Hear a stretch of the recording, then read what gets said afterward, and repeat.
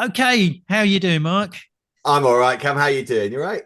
Yeah, very well. We've got a guest on, haven't we? We have got a guest. So, a quick introduction. Everybody, this is Rob. Rob is the owner of Studio 88 in High Wycombe. Now, bit of a disclaimer: I've known Rob for quite a while, but yeah, just a little bit, right? Yeah, so we just thought we'd get him on to have a chat about what it's like running a studio and sort of like behind the scenes access of what it's like to be an owner of a studio, what you got to sort out day to day, and also just how it all goes on. We thought it'd be quite interesting for all our listeners out there.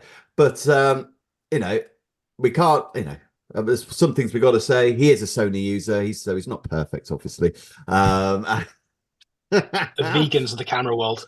On that, oh, the what? on The that note, vegans of the camera world. it's a good description actually. On that note, actually, Rob, Hmm. when did you move over to Sony, and what were you using before Sony, or was it Sony right from the very beginning for you? No, I was a Canon user. I had a 5D Mark II that did very well. It lasted for a long time. Hmm. But more clients were asking for better video.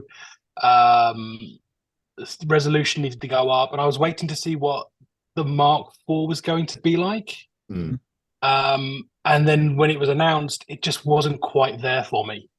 The resolution wasn't quite high enough. I think because the Canon range was so diluted with the 5D, the 5DS, the 5DSR. Yeah. There was just they didn't, not one camera did everything I wanted to. Whereas the Sony, the A7R Mark II at the time, ridiculously high resolution, better video, and £1,000 cheaper. I Which think is that's So good always actually. help. Always dump ship. helpful. Yeah, I think that's good to hear actually, because I think a lot of people will sort of um, they'll just stay with the brand that they started out with, and without really, and we've spoken about this a lot of times, Mm. without giving any real thought, serious thought to shifting it over to something else. And I've done that, and I still regularly change. And I mean, I'm a Canon user at the moment, but that's not to say that. But what I use Sony for video and Canon for photography. But that's not to say I may end up going to Nikon at some point in the future. Just see what are they doing, what's right. Oh, do you know what, this is a damn good camera. Hang on. The look of shock on Rob's face when he said you might go over to Nikon. we Sorry. we Well, no, I mean they Nikon. bought red, so Yeah. Well, Yeah. they've upped their game as per our a recent show where they won 3 Red Dot Design Awards, didn't they? For was it the Z8 and the Is it the other Z? yeah, the other Z. Yeah, The one that looks yeah, like that's the FM2. the Is that retro, one? the retro. Yeah. So no, Well, so we'll that talk so about Ni- that. We got that. We're going to talk about that in the next episode, I think. So yeah. Right. Okay. Yeah. So they Okay. definitely they Nikon have upped their game. But anyway, what I was saying, my point was that it's good that you did change and you found a camera from another brand that suited your needs. And I don't think enough people do that. They blindly stay with, and they say that, well, I've got all the lenses and all the gear, and sometimes it's worth just getting rid of everything you've got and just start with the right gear. Yeah, I mean, it helped having. I didn't buy all the new glass straight away. I bought a Metabones adapter, so I was Hmm. able to carry on using most of my Canon glass for a while as I sort of gradually transitioned and softened that financial blow. Yeah. Mm, perfect. Yeah, yeah. Because That's a good yeah, way of Definitely doing made it. things Sorry, yeah. easier. Mm. yeah. Yeah. That Although, is good I tip there, mean, actually, guys. Good tip. If you are thinking of changing, those adapters are about.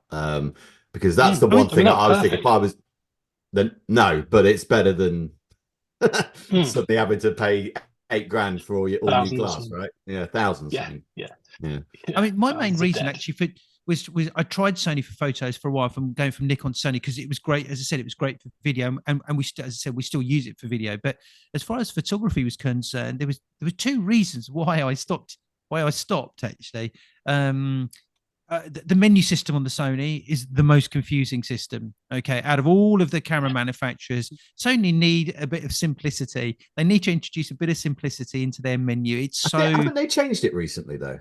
Consistency would be great. Go from one camera, one Sony camera to another Sony camera, and having the same menu would be amazing. That would right. help, I guess, wouldn't it? Okay, yeah, and Yeah. it is a damn confusing menu. I think Nikon have the easiest menu to understand. Then I think it's Canon and Sony are way down the line with that. And the other reason why I changed it was because is for me it was the ergonomics. Do you know that it was? I think it was the A7 III at the time. It was quite square, and I know this sounds crazy, but it was the way that it fitted in my hand. I found that the corners, the edge of the bottom of the camera, were quite sharp, and they would dig into my hand. Now I know it might sound, Southern softy. Right. No, but seriously, that was I thought. There's the Reading boy. Yeah, but I've been in the Midlands for a long time now. I thought I can't work with this. This is digging into my hand, and it feels really uncomfortable. But there's plenty of, and I think they have changed it a bit. I think the newer cameras are a little bit more rounded. Are they, Rob? They are, but then I went and put a cage on mine. Oh, okay, yeah, which just made it more angular and pointy again. Yeah, there you go. You see, there you go. But these things matter when when you're using cameras a lot. These things do matter. Cool. So, well, let's segue this back onto your studio now, Rob. How many? I mean, you've had a couple of incarnations, haven't you, of the studio? Is this your third premises? No, this is our second. Oh, second. Okay, cool. Yeah. So So how did it start? How did you think that's what I'm going to do? I'm going to create a studio, make a studio, build a studio. Well, I mean, I've always worked out a studio. So from graduating from Reading in 2001, I got a job as a studio assistant at a place called Meadows Farm Studios in Henley, and I worked there for far too long. I got very comfortable there. Working from studio assistant, photographer, studio manager, a few different job roles within that place. But ultimately, I started to get a bit too comfortable. And then my other half, one day after an accident on holiday, she was laid up for a few months. I've come home from work miserable as sin, and she's just started. She's like, "I found you spaces. You're going to open your own studio." She just started sending me links to commercial premises. Go and have a look at this one. Go and have a look at this one. Within a month, I was signed up. I'd spent far too much money that I didn't really have, and I was opening my first little studio with loans from friends and family. And then suddenly I was so much happier. I didn't have to do silly commutes to work every day. It was absolutely the right choice for me. But it was we designed my first little studio around me as a photographer. Right. What I needed to do my day-to-day job, and then if that suited other people, brilliant. So the idea was that it was somewhere for me to work, and because I didn't shoot every single day, we would hire it out to other people, and then they could use it and they could help pay the rent and all the bills and just make my life a little easier that way. So the higher end of it came off the back of I needed somewhere to work. Right. Yeah, and that was 10 years ago. Wow, that's flown by. Yeah, it's a good transition in what you were doing. You made it so it works for you first, and then you've managed to sort of go, okay, well, here's a second stream of income that could possibly happen, because if it's laying dormant, I'm not using it, then what's the point, really? Absolutely. And I completely get it. I was with Venture for, I always say I'm 5 years later than I should be, because I stayed there too long. I was comfortable. And you go home and you're miserable, and it's, in the end, you just got to kick your own bum and go out and do it, which it takes a lot to do, but my word. So how long were you at your first premises? We were in 6 years in the end, the first studio, which was only 450, 500 square foot. It's quite a small space. But we had a nice little mezzanine office, and we kind of created spaces underneath that we could use for hair and makeup, a kitchen, stuff like that.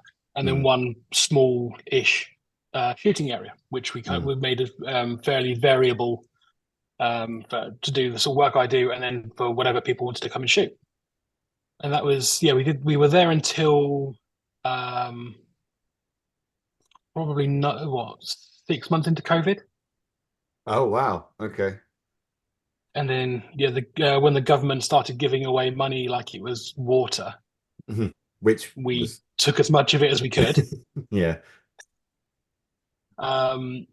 Probably because they gave, because we had I mean, you got this as well, I think, Mark. The 10 grand grant because you had a rateable value property. Yeah, I can't we remember took what that it was and called now. I can't remember.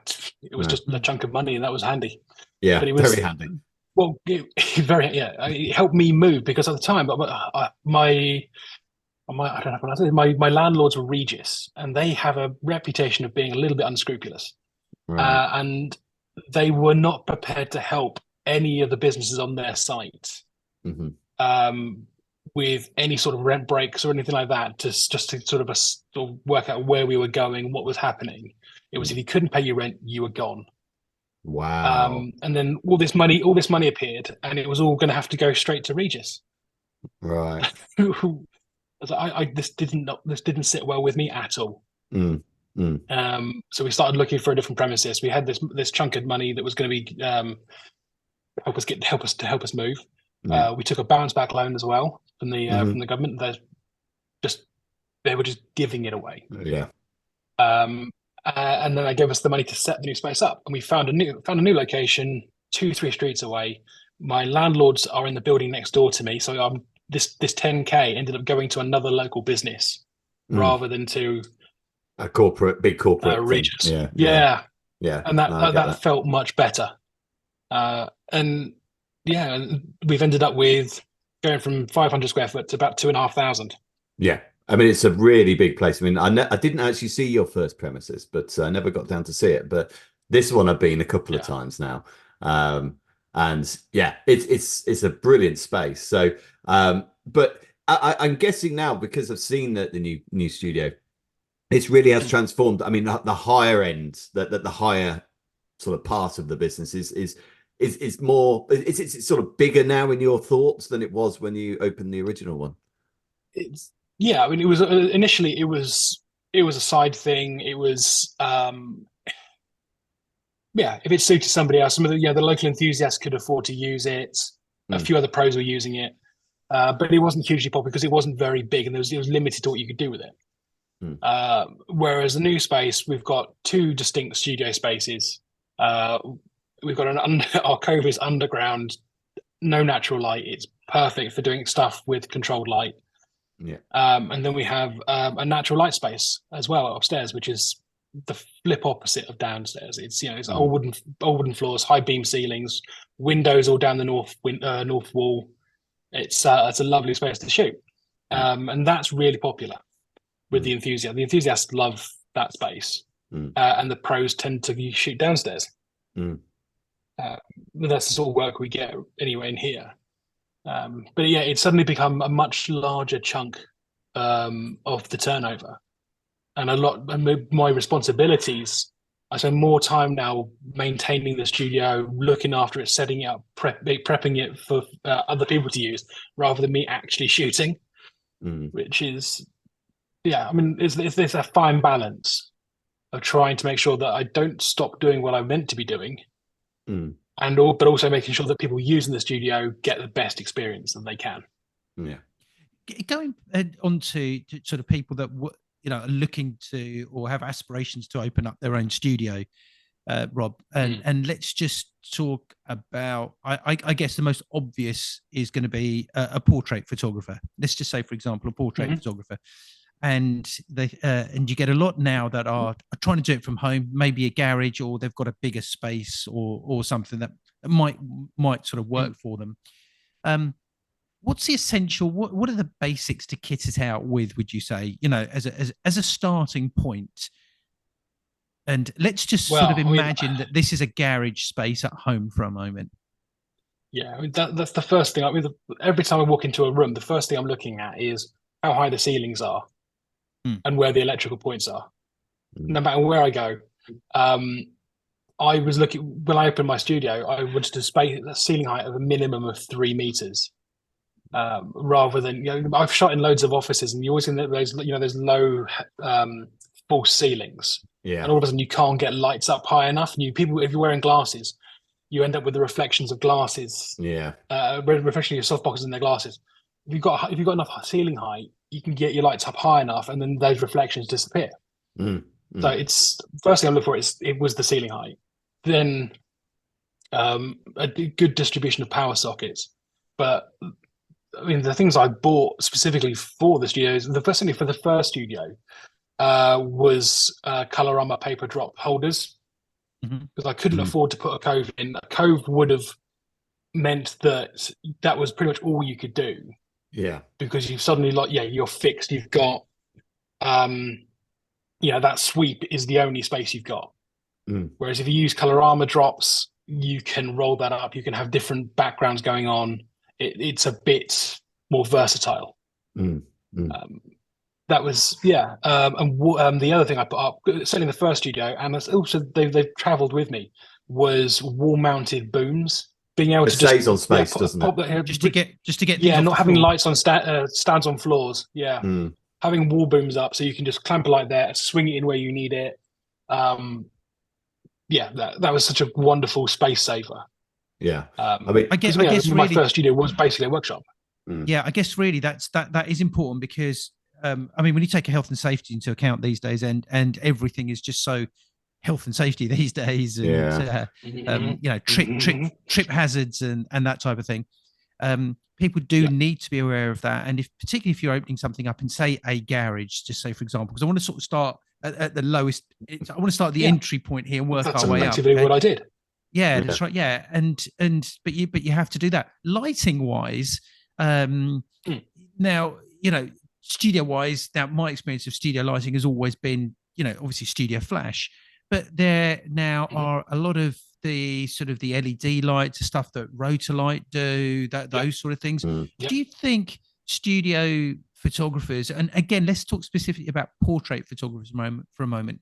Do you think it's still Studio Flash, or do you think do you use anything like Rotolight? Do you use any of the available light, or is it still that's Studio Flash is the only conversation to have, because I know the guys at Rotolight quite well. And I do like their product. I really do. And I am trying to get some into the studio.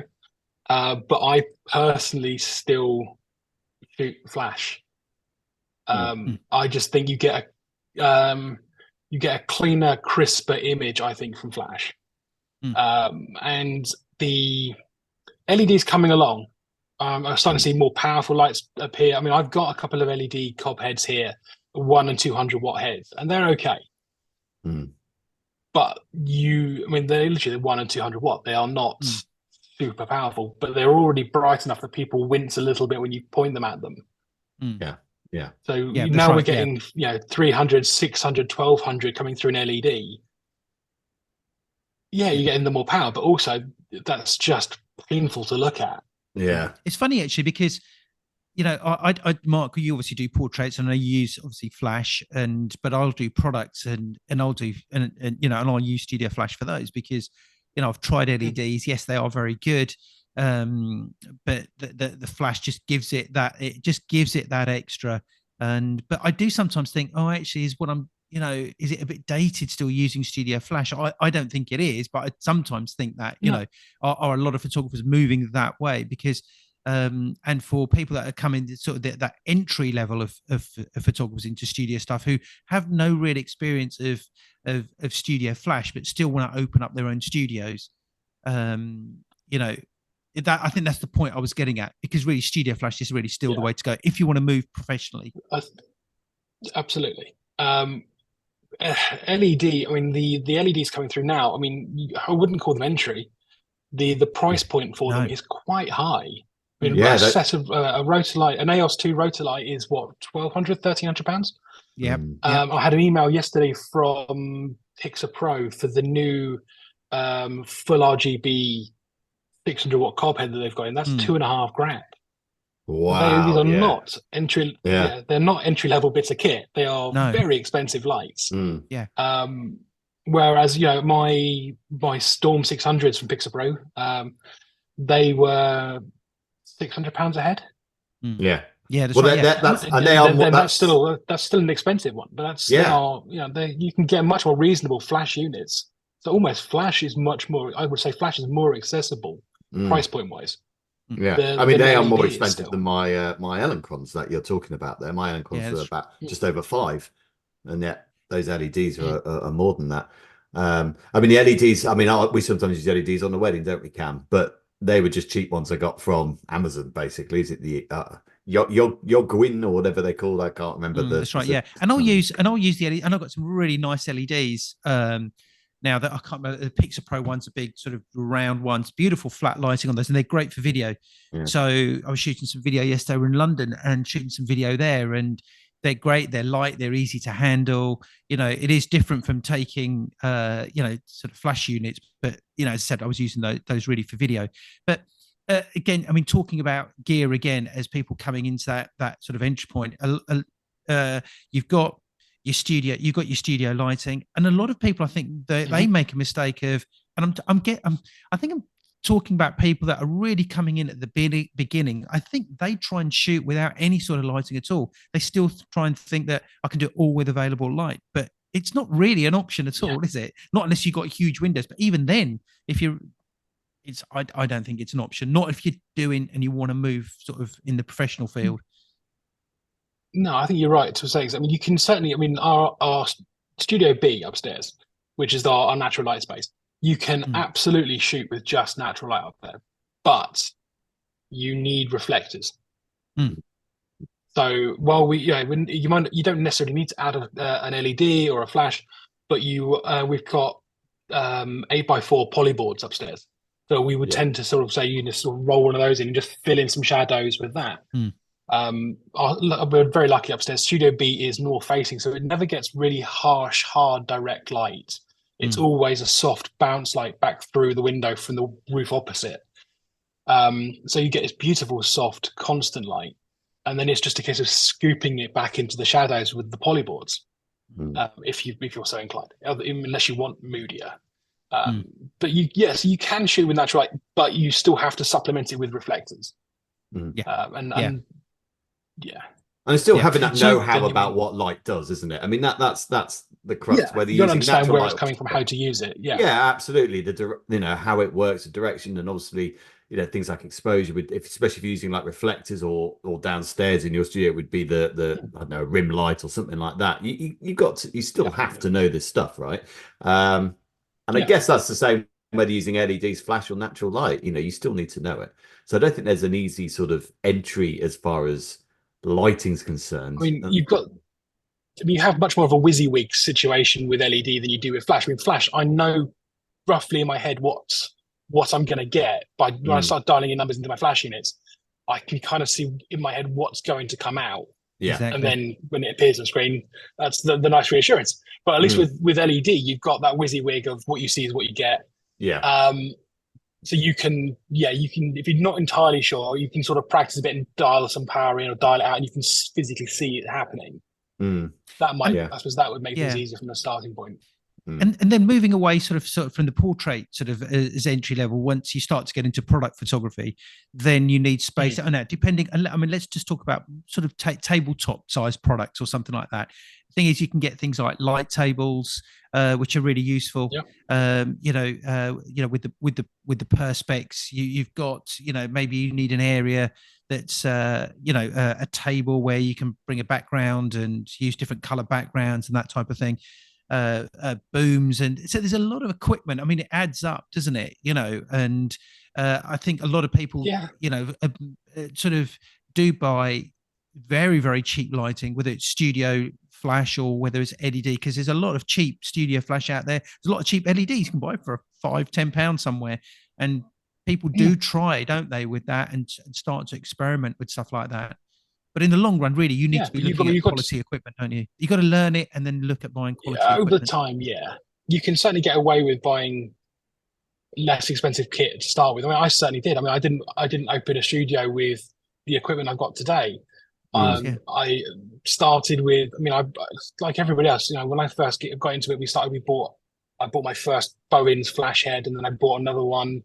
And I bought a few bits and pieces of different shape here and there. I needed a little boom, so I bought a little boom, and it just sort of gradually, it mounted up over time. And then yeah, as we've had this studio and other jobs have come through, we've reinvested money in kit, and we just keep doing that. And 10 years down the line, I've spent more money on kit than I care to talk about, really. Always happens, doesn't it? Yeah, that's right. Yeah, Yeah. we all get to that. Now, the Or thing is, if I may, Cam, Mm. just as a quick question in there. So you mentioned obviously the kit that you're having to keep buying. I mean, how much do you have to have your ear on the ground as to what's going on kit wise? Because especially with the higher part of your business, I guess photographers, clients who are coming in are going to expect to have, you know, a certain amount of kit, new kit.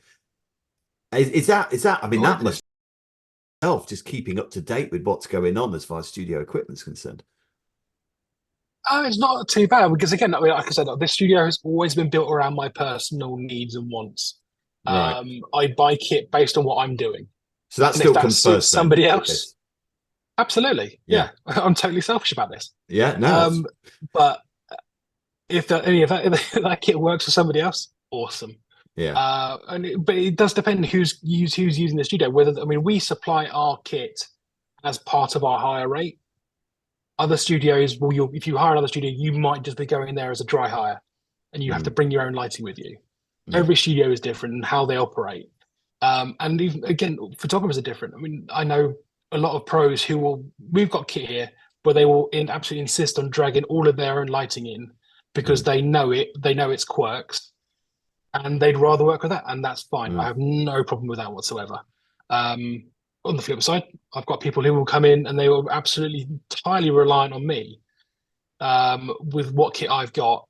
They'll get emails asking, we list a lot of stuff we've got on there on the website, but they'll still get emails and phone calls just going through what's available. And so far, no ridiculous requests for any particular piece of equipment. I don't rush out and buy stuff specifically because people ask me to. Yeah, no, that's fair. But we No, sorry, go on, Karen. So I was just saying, I mean, don't get me wrong, I do love a bit of lighting kit and I will spend money. I guess you have to also, because you're hiring the studio out as well, I think, you need to, I guess, have it to a certain level as well, don't you, of quality as well, that people are, if they're coming in and they want to, and they're hiring something and it's advertised in a certain way, that, they're hiring it for a reason. So for you have to keep up to date with certain things, don't you? Make sure, that this is new, and it's going to just attract more people there. It's working. Exactly. That's the main thing. Is it working properly? Yeah. Yeah. And the thing is do you, the photographers that hire your studio, are they are a lot of them fairly local to you? In other words, do they sort of feel that I don't need to have my studio? I can hire a studio when I need to work. Maybe it's more cost effective for me to do that. I don't have to have the outlay of kitting out my own studio. Yeah, I mean, we get a range of people using the space from all over the place. I mean, I get people driving up from Bristol, come and use the studio. I've got my furthest videographer, who comes, has been in a few times to use it, drives up from Plymouth. Whoa, okay. To use the studio. But if he's coming in for a week. Right. So he just relocates here for the week and shoots. But yeah, he's based down in Plymouth. So that's quite a commute. Yeah, I mean, it makes sense, doesn't it? Because for a lot of photographers, where perhaps when they're not shooting in a studio all the time, and to have that outlay and that commitment, that the option that you provide is. Is very attractive. It's far more cost effective that way. And I think a lot of people think, I'm not going to pay for a studio hire when I can have my own. But how much are you actually using your own studio? And it's probably costing a lot more in the long run than hiring something. And that you've obviously, I think you said you've got things like extra rooms, haven't you? Is it changing rooms or something like that? Or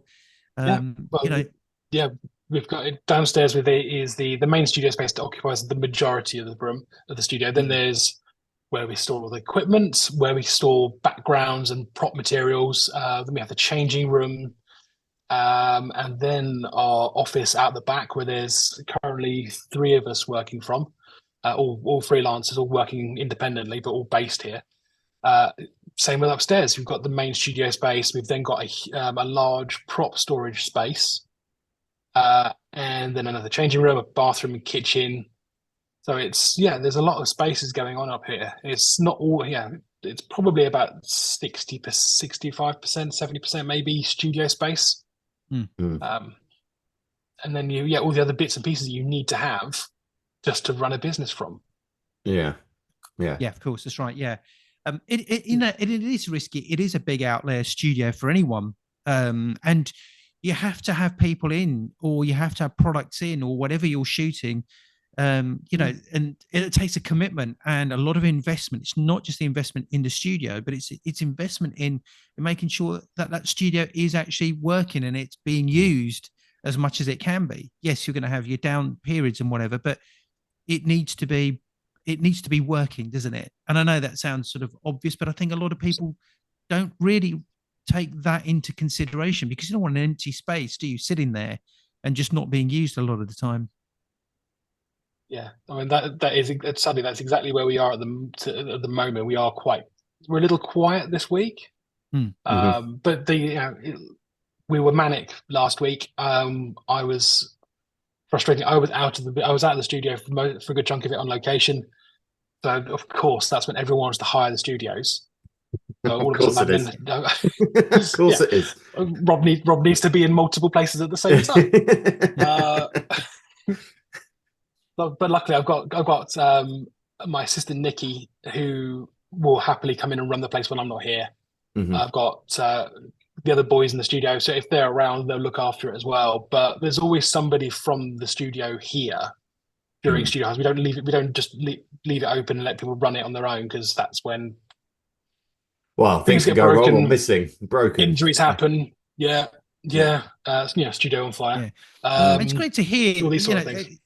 Yeah, I mean, it sounds like a real success story that you've created there, Rob, because I know that going back many years ago, there were a lot more studios in every town. There was sort of studios everywhere. You had your high street portrait photographers. Every town had 2 or 3 that everyone knew, and most of those have gone now. And you had a lot more commercial shooting studios on, say, industrial estates, that type of thing.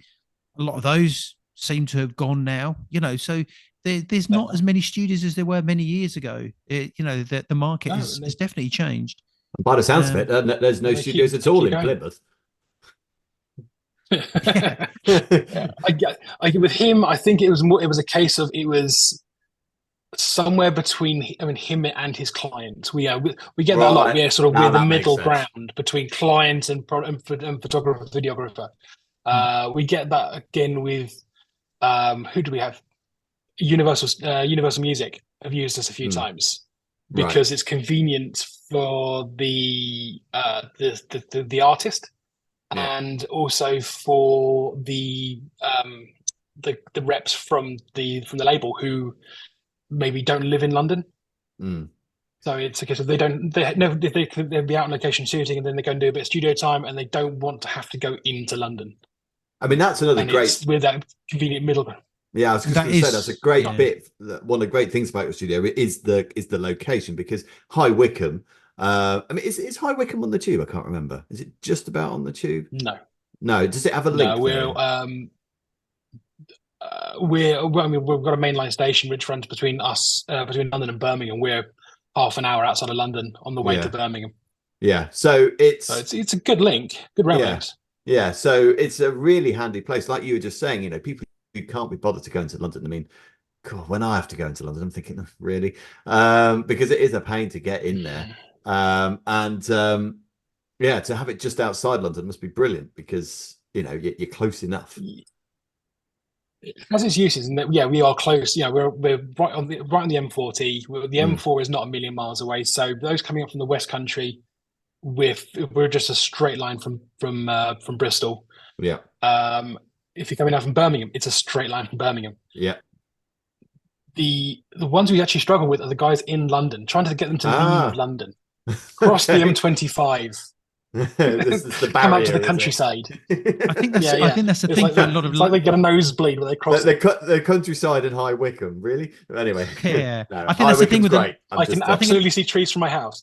Okay, fair enough. Fair enough. I think a lot of people in London are just like that. There's not a world outside London, is there? It's all no, I don't drive. You know, why would I ever need to drive? You know, I've got public transport, but you're just based in London. And I come across that quite a bit, actually. You know, it's like you know, and yeah, uh, and there are so many options. And you're, as I said, you're not that far from London. You know, I'm only an hour away. I'm lucky I've got a link, and we have to go into London a fair amount. And I'm lucky with the work that we do. A lot of stuff we can put on vans, and that other people drive stuff in. But like the shoot that we had yesterday, two of us went. We were able to take the stuff. We went on the train, you know, and we didn't even need to use a tube for where we were going. And in the past, I used to drive. I used to load the car up and go. And now we try and just find other ways of doing it now, because the amount of time that's taken driving into London and getting out of London, you just shoot that. You know, we'll now sit on a train and edit, you know, on the way there and on the way back now. And the amount of hours that it actually, you know, for production, you know, I found that driving in and around London just wastes so much time. But yeah, there you go. So some good studio advice there, Rob. That was really useful. And for people wanting to, we'll drop all your links in. I mean, one of the actually just going on to that, I think anyone that is looking to start a studio is you know, check out Rob's studio, hire a studio, try one for a while, see what you think. You might finding that hiring a studio is a better option in the long run than actually trying to invest and open your own studio. So, you know, check it out. You know, Robert said we'll put some links out to your studio, and you might find that some people sort of come over and have a look. So, which would be pretty. You're always cool. welcome to pop in and have a look around. Good stuff. Yes, should we grab absolutely. should we all grab a drink? Yeah. And and we'll move on to the next subject. Excellent stuff. Right, Mark, Rob, AI. We've spoken about this a few times, haven't we? And we all have our own thoughts. I have sort of starting to find out a little bit more about it, not overly involved in AI. What I do find is that I'm starting to see more and more adverts online about AI and the dismissal of photographers, shall we say, and particularly when it comes to headshot and product photography. I'm seeing a lot of ads, particularly to do with headshots, okay, is where photographers are, well, they're saying to their potential customers, you know, you don't need to use a photographer, take a load of pictures on your phone and send them to us, and we'll recreate you looking different clothes, different backgrounds. Oh, yeah. And some of the samples that I've seen on the websites and the ads do look pretty good. You know, I'm not going to deny that. Okay, but in reality, I don't actually know how good it is. But it's a worry for headshot photographers, and we have spoken about this before. But it seems to have gone a little bit further. And a company that relies on photographers and should be supporting the photography industry seems to be shooting photographers in the foot. Or themselves in the foot, maybe. Shooting themselves in the foot, but shooting photographers as well. Shooting photographers in the back, shall we say? Yeah, stabbing them in the back. They're stabbing them in the back. Yeah, they're stabbing us in the back. And the said company is a company that everybody has heard of, okay, is Adobe. Yeah. And so what have they done, Mark? What have they done? Well, how have they stabbed us? How have they stabbed us, nailed a gun to our head? Well, they've been, there was an advertising campaign. And in this advertising campaign, there was basically a dismissal about photographers. And it just basically was saying, you know, you can skip the photo shoot. And that's basically what it was saying. So it was at the beginning of the month, Petapixel reported that Adobe was running advertisements for its software on various social media problems with the tagline, skip the photo shoot. Now, it's now I've come across something that they put out, okay, from obviously Rob, do you need a beer or something? Okay, so they like stronger. Yeah, they're calling it "skip the photo shoot, get the shot," and this is an excerpt taken from the live webinar they did. It says, "Customize and brand a 3D model in Dimension using materials, environmental properties, lighting, and photography to create photorealistic imagery for any design product." And it says, first of all, you in 5 steps. This is, I think, it says you download the asset. Okay, so it says download the preview image from Adobe stock and save it on a computer. Step 2, you start with the starter asset from Adobe stock. Okay. And step 3 is apply materials to the model. Step 4, you add your background image in. Step 5, you match the model to the background image. Okay. And voila, you have your final image without a photographer. Now they're showing this to do with that, with their product, and the image that they're using on their webinar is, there's little polystyrene type takeaway boxes that you get. Yeah. Okay, yeah. they're showing that and how it's been photographed in what it looks like a kitchen sort of background, but their whole way of doing this is skip the photo shoot. Now, part of me gets this, okay, is that they're saying skip the photo shoot. You don't need a photographer, but you still need to have the idea. And photographers also come up with the concept and the idea, and then they execute that idea as well. So it doesn't mean that if you're going to skip the shoot and get the shot's actually going to be any good, because you've still got to have that idea and that vision and that experience to see what's going to work best. So if you're doing this all via software, it doesn't mean to say it's going to look any good, and you might not be doing yourself a favor. But their whole way of doing this is very worrying. And a letter as well this is an open letter to Adobe by ASMP. I'm not sure what AMSP is. Well, that I should know before you did this. Well, yeah, no, that is the American Society of Media Photographers. Okay, so they've written an open letter to Adobe, and this is all happening right now. It says, I'm just going to read out 2 or 3 bits. Adobe, you might imagine that asking your users to skip the photo shoot, as you did in your recent set of ads, would be a clever way to promote your new tools in Photoshop. But instead, this campaign indicated a shocking dismissal of photography, and the photographers have dedicated their lives to creating it. And it goes on, and it sort of says at the end, for the legions of photographers who've used your products, both ASMP members and non-members alike, we ask you to do better, to stand with us to strengthen all that photography is and can be, to engage in good faith, to find technological solutions that professionals can be proud to use. Now, sure, Adobe have obviously introduced something that can be used, and fair play, good on them for doing that. They're using technology, they're moving things forward, but they've also got to realize who their clientele is, and a big part of their clientele is photographers. It does seem to be like a complete dismissal of who we are and what we do and what we're about. It's a stab in the back, isn't it? That's exactly what it is. It is a stab in the back. So, Rob, have you been involved in your studio with AI much at all? Is it being, if you haven't used it, is it being spoken about? Is it being mentioned? The AI certainly seems to be the dividing line between myself and the younger people in the studio. I don't use I use a little bit of generative fill in Photoshop. That's about all I do. I don't really like the results I always get out of it. I find that they can be a bit low res and just a bit hit and miss. Yeah. Whereas the other lads in the office they're using everything, ChatGPT, they're doing all this sort of stuff. But then they're 20 years younger than me. And they love it. They think it's amazing. I look at it and just I remembered, was it 10, 15 years ago when CGI started to make its appearance? And clients were all over CGI. I thought it was amazing.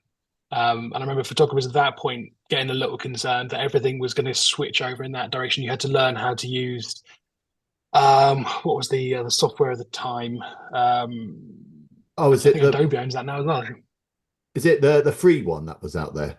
No, this was Blender. Blender, that was one, wasn't it? Blender's the new one. Blender's the free to use one. That's a very powerful and program. I do absolutely. I keep looking at using that myself at some point. I've made a donut and that's it. Yes, I've done that too. Which is the first lesson. Yeah. It was Cinema 4D. Okay. But everybody was using Cinema 4D. They were creating amazing images and they were really good. But within a year or so, it became part of the general toolkit. Yeah. It wasn't. Photography, videography were back to being the main thing, and then occasionally you might need to find somebody to do a little bit of CGI to add something to an element to the image. And I'm kind of hoping AI goes the same way. It's all a big amazing now, but actually it'll just find its own natural home within the toolkit. Yeah, I mean, that's a very positive way of looking at it, actually. And I kind of hope it goes the same way. I mean, one of the biggest issues I have with Because if stuff it doesn't, like it's this, going to kill us. well, yeah, there is obviously that, but also I think society needs to have a look at this, because if everyone's using AI in this sort of respect, like what Adobe were using an example of, I mean, society is really marching into a world of creative mediocrity.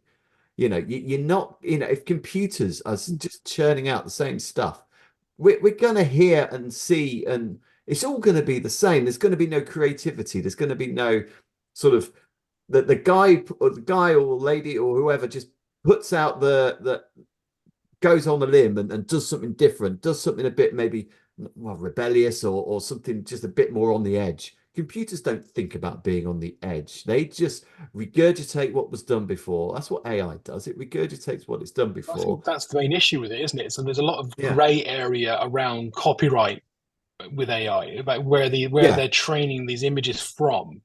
Mostly from stock libraries. I think Meta apparently are working on one as well, which is pulling from they're training it off Instagram and platforms like that, which just feeding it information from on our Instagram accounts, and they're going to produce something that uses that to create imagery. Yeah.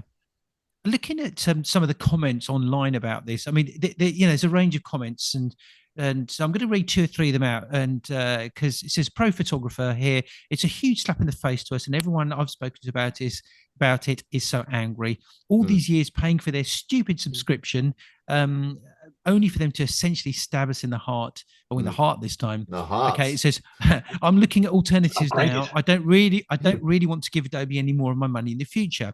Another one says, all the AI sympathizers in this thread are standing in various places in the line to have their heads chopped off.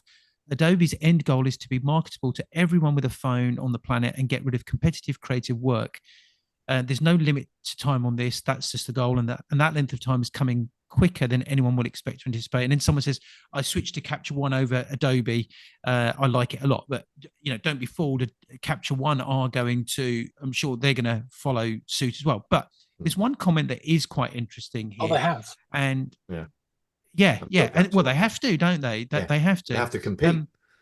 Well, I'm a Capture One user. I had an email from them the other day announcing their new version, Capture One Studio, which adds a few AI features. But they then also have over doubled the price for access to Capture One Studio. So it's now as expensive as the full Adobe Creative Suite. Wow. Just for Capture One Studio. Wow. Yeah, that's right. Yeah, so all of those brands and whatever, they have to, they have to keep up, don't they? And they have to try and get ahead, and things are going to get more expensive. But here's another interesting one. Okay, so somebody, because it's very easy to say, they're stabbing us in the back, all of that, and it says most people that are interested in using AI photographs aren't even Photoshop stroke editing. It says, as an example, I like these analogies. It says, a corporate client needs a shot of nurses in a hallway. Do they license through Getty, but have to go through tons of stock images to find the tone they want? Or do they prompt and get what they're looking for? So it says, if your income is based on stock photography, I'd be worried.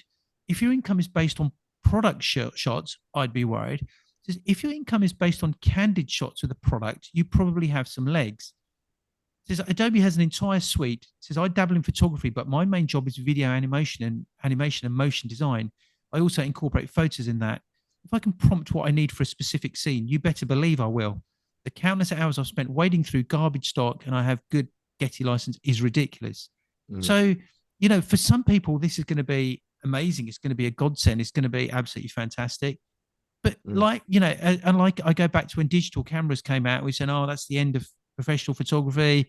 No one's going to need a professional photographer anymore, because photographers are going to, people are going to be doing their own photos. They can shoot it, see it straight away. And photography, if anything, has strengthened. It's got even bigger with Instagram and things like that. So photography, even in video especially, has boomed now. A few years ago, we were thinking, is this the end of it? And now this starts to get people worried and whatever, but I don't think it will be. I think we will just adapt. Photographers will always be needed, but the market will keep on changing. Photography is completely different to what it was 5 years ago, 20 years ago, 50 years ago. I mean, I would agree with some of those comments that were made there on that feed. I mean, when I do my time punk stuff, I have to find backgrounds and all that, and I have the Adobe stuff. I'm not Getty, I'm Adobe stock.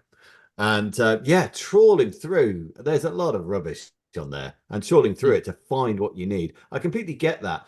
But that part of it doesn't really bother me as much, as long as it's all, I suppose the only part of it is if you're ripping someone's photo who hasn't given permission off the net. That bothers me a lot. But if there is some sort of if you're in Adobe stock and you type in something and it creates something from all the images in Adobe stock, that actually I don't really have an issue with, because that's, the image is already uploaded in there. You can change the contracts with photographers who upload there because it will be used for X, and I don't think people will have an issue with that. But yeah, I think for me it's about this skipping the photographer part of AI that really bothers me, because like I said, I think yes, of course, selfishly it might do something to my income, and obviously we don't want that. But also this the creativity, the lack of creativity. We don't want that in our society in general. If we start really delegating what it is to be creative, that again, that person who was on that comment there, they use those images as part of an overall product. There's that person behind it creating that video and animation, and they want those stock photos within that piece. So there is a form of creativity going on there, because someone is creating an overall piece that includes those stock pictures. But for me, it's this whole skip the photo shoot nonsense, because the human brain will always be more creative than a computerized one, no matter how good the AI is, because all AI does, it knows what's done before and creates something out of what's done before. So we're never going to really move forward. And that is worrying for me. We're just going to have this level of mediocrity in our arts if this carries on. And I find that really disturbing. So many different things. And so I'm going to finish off on another comment that I'm reading online about it, because it's not just photographers it would affect. Okay, it says, as a photographer and art director, I can say 100% that it's way easier to use AI subjects than human subjects. I can either pay hundreds of dollars for a shoot and maybe get what I want after waiting hours or days for the content, or I can get exactly what I want in sometimes literally minutes for zero cost outside my Adobe subscription, which I'm paying for anyway. It sucks for photographers. I get it. It's not going away. The entire modeling industry will probably be dead in a few years, followed by related industries, including acting, singing, entertainment, etc., not too long after. People would probably be shocked to tell you how much content they've been consuming over the past few years was actually mostly or entirely AI computer generated. So we've already been we're already experiencing. We don't need to. But do you think in a way some people might actually say like, hey, you know what? I don't want to see AI stuff. I want to see real people in photos.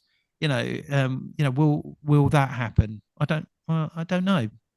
It's like models. When models were very, very thin and they were a certain shape, they were saying, actually, hang on, this is wrong. We want to see normal. Not in inverted commas, normal people. Yeah. We want to see people of different shapes and different sizes. And so the industry sort of moved towards that to incorporate that. Are we going to end up saying, actually, we've had enough of AI, we want to see real stuff? Or I don't know. I don't know. Well, is it misleading though from an advertising point of view? There was an article a while back where Levi got into trouble because they did an entire photo shoot for I think it was a collection of product, but was all modeled on by AI. You've got an artificial product on artificial people, and you're trying to sell this stuff to people. How do you know the fit's right? How do you know that's what the product actually will look like on you? They just adjust it until it makes their product or their virtual product look right. I don't know. I mean, should you be using artificial imagery to advertise an actual product? Yeah. Is this the end of the beginning? I don't think so. I think we will just adapt and move on, and different industries, different specialisms will be created within photography. I think that's what's going to happen. I hope know, so. I hope it, and like Rob said right at the beginning of this segment, if it turns out it's just part of your toolkit, then that's great, because of course that's what we need it to be. And I know Robert, well, you used the analogy with CGI. I mean, you look at early CGI stuff now in movies and whatever, it looks awful, doesn't it? And that's what's going to happen It with this does date early. well. Oh man, I mean, even like if you see like the Phantom Menace or something like that now, I mean, some of it just looks appallingly bad, um, because it was so highly sort of, reliant on it. And I get that'll happen with AI as well. We look back at early AI and I think, blimey, we thought that was good. Do you know what I mean? Whereas obviously, human created art will always be good, I guess. But there we go. It's a long subject, never ending subject actually. So I can imagine if we would have been having this conversation. For me, it was back in the early 2000s about digital cameras, and Yeah, so and it will move on to the next thing. But interesting stuff anyway. So absolutely. cool. Well, I think that's probably the end of the episode, guys. Rob, thanks ever so much for coming on. Bit of a disclaimer: I've been trying to Thanks, get Rob guys. on for ages, and he's finally agreed. So thank you for coming on, dude. It was great seeing you in the bar. Been a pleasure, boys. We just need to have a shout out to our patrons. We have a new one, don't we, Cam? We had a new one. Was it Frank Case, I believe his name? Frank Case, that's it. Yeah, Yes, so that's fantastic news. We still got obviously Amara Zainab, Carl Sherville, and Nick Payne, and of course Rob Percy. And yeah. Yeah, so thank you for that. I didn't buy my way on, honestly. Yeah. If you want to buy yourself on though, peeps, just get on the page and you can come on. It's fine. Good stuff. Thank you, guys. No, I've been shouting and screaming the benefits of this thing for ages. Oh well, thanks very much. Thanks very much. And if you're if you need a studio, you know where to go. Studio 88 in High Wycombe. Most definitely. Awesome stuff. So we will be back again next week. Until then, see you soon. Okay, guys. Cheers.